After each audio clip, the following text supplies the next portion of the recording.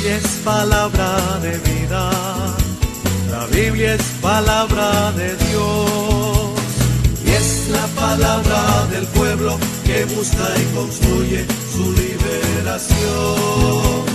Y es la palabra del pueblo que busca y construye su liberación. Hola, decíamos que íbamos a empezar a ver la historia de los pueblos vecinos de Israel. Al igual que en todo país, nuestros países, por lo general, a no ser que seamos alguna isla, tenemos territorios vecinos y las relaciones con los países fronterizos no siempre son color de rosa, ni siempre tampoco son solo espinas. Hay relaciones diplomáticas que permiten que vayamos llevando la fiesta con bastante tranquilidad con los vecinos. Sabemos que hay momentos de conflictos y hay momentos de paz. Pues también eso mismo pasaba con el pueblo de Israel. El pueblo de Dios no nació ni vivió aislado.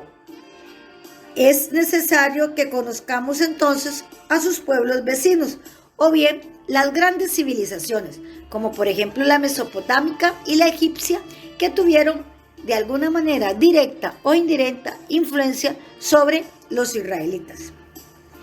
El pueblo de la Biblia, como lo llamamos también al pueblo de Israel, se movió entre civilizaciones que condicionaron su historia y su cultura. Una historia fundamentalmente leída a los ojos de su fe en Dios, como ya lo sabemos, pero vivida también en tensión con grandes pueblos de Egipto, Mesopotamia, del mundo griego y del mundo romano, más allá del mar Mediterráneo. Todos ellos quisieron imponer sus culturas en los momentos en que fueron imperios dominantes sobre la cultura de Israel. Podríamos decir entonces que al pertenecer a Israel o estar sometido a 4 imperios, era un pueblo débil. Pero qué interesante, ¿verdad? A todo mundo le interesaba el pueblo de Israel.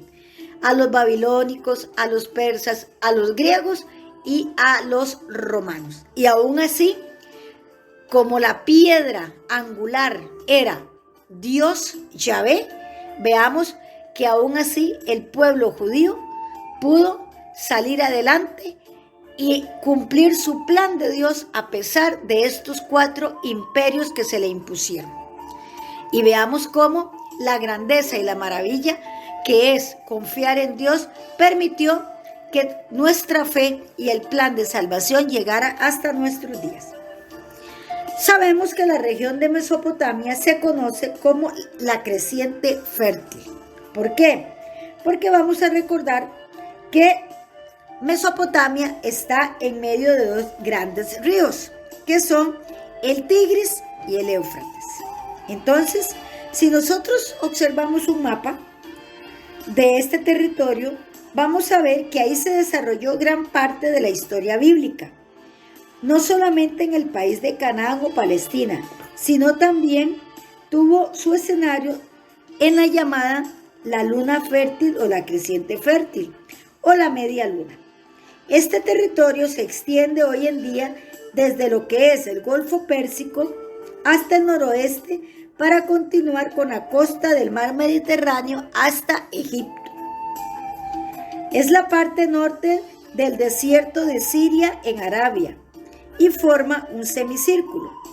La región está regada por ríos sumamente importantes como el Tigris, el Éufrates y el Nilo. Y fue el lugar donde vivieron y se desarrollaron grandes y poderosas civilizaciones que los historiadores llaman Mesopotamia, que significa región entre 2 ríos. Y esos 2 ríos, ¿se acuerdan? Ya se los dije cuáles son, el Tigris y el Éufrates. En este territorio fue el primer foco de civilizaciones, de culturas, de razas y pueblos que se dieron cita en la región fértil, en especial pueblos como los asirios, los babilónicos y los persas. Como sabemos, todo pueblo necesita agua y de ahí que estos pueblos también estuvieron cerca de las tierras fértiles de estos grandes ríos. ¿Quiénes eran los asirios? Que los hemos escuchado varias veces. Los asirios son los habitantes de Asiria. Asiria fue un pueblo que se situaba en la parte septentrional de lo que hoy es el país de Irak, cerca del río Tigris. Fue un poderoso imperio que dominó territorios entre los años 1500 y 1100 a.C. Los asirios hicieron su aparición en la historia bíblica en tiempos de los últimos reyes de Israel, que coincidió con su última etapa. Este gran imperio llegó a su esplendor entre finales del siglo X y finales del siglo VII a.C.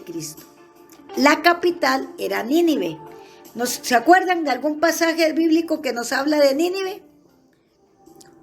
Será cuando a Jonás se lo tragó la ballena porque no quería ir de profeta a Nínive a dar el mensaje del Señor. Pues bien, ahí está. Los asirios, Asiria, su capital era Nínive.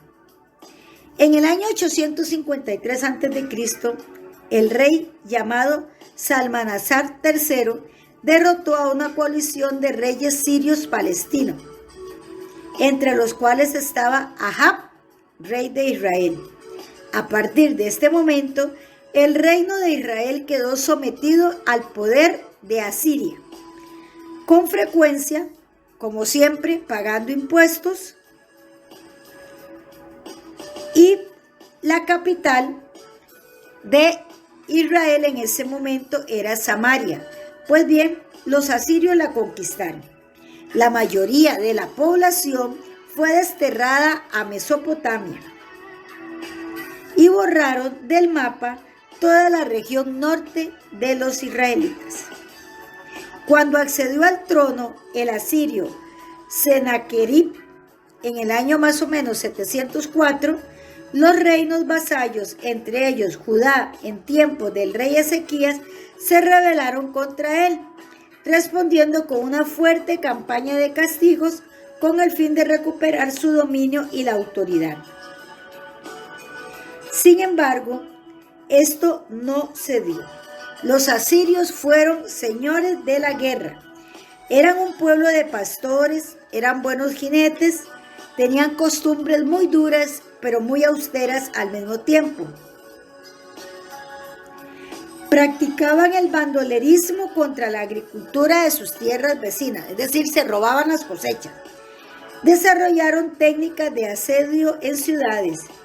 Tenían cuerpo de arqueros y honderos, cuerpo de caballería, y fueron muy crueles con los pueblos que ellos sometían.